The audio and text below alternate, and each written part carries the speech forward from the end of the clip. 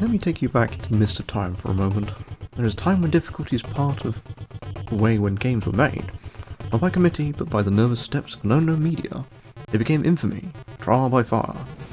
There is one that went further, and as a phenomenon that didn't even need the internet. So keep your memes, listen a little longer, as we prepare to die again. Not in that fashion, and it's something I personally find is not necessarily a challenge. After all, with infinite lives, there's not that much that can't be overcome.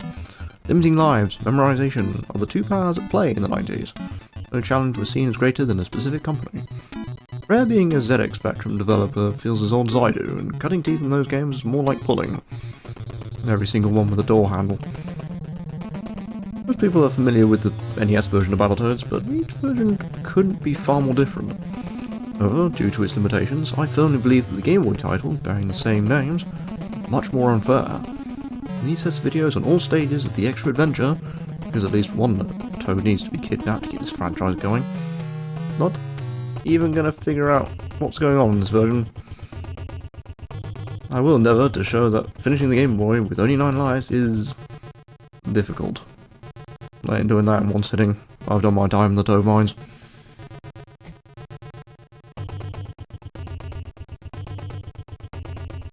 Trade West. That's a logo you haven't seen in a while. And of course, why would we expect anything less? Having Double Dragon and Battletoads under one roof kind of made some of the next adventures no-brainers, but here is the extra adventure, because we keep having to kidnap every Battletoad that we come across. So this is the adventure of Zitz. And as you'll notice, you have only a few lives down there, but there's only 9 in total. And this is Game Boy. Game Boy is unfair.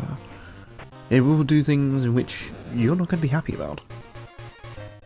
So, each one of these is going to be the best run of each stage that I have, and every retry will be displayed at the end in full. In full, I mean, yes, you will see a few times in which things happen. I'll point out, the Game Boy is kind of dodgy about detection. That is going to be a recurring theme. We're still in beat-em up lands.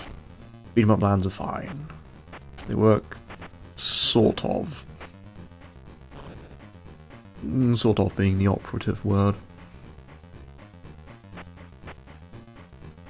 Weapons still rank high up in Battletoads lore, capable of doing much damage. This flying rat detection is odd. Good luck trying to figure out where those missiles are being shot, because I couldn't tell you either.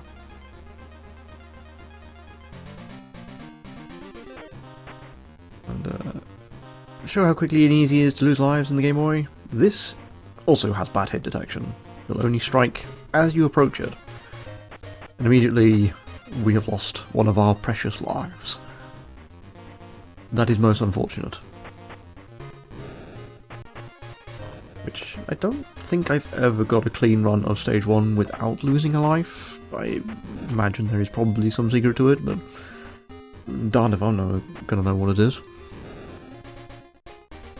Each stage is either long or short. I think the platforming stages are the longest, and you'll see a little later on. Just creeping up, trying to find the actual box in which I can punch. Then immediately lose a great ton of health. And boss 1, we have this thing. Whatever he is, we don't know.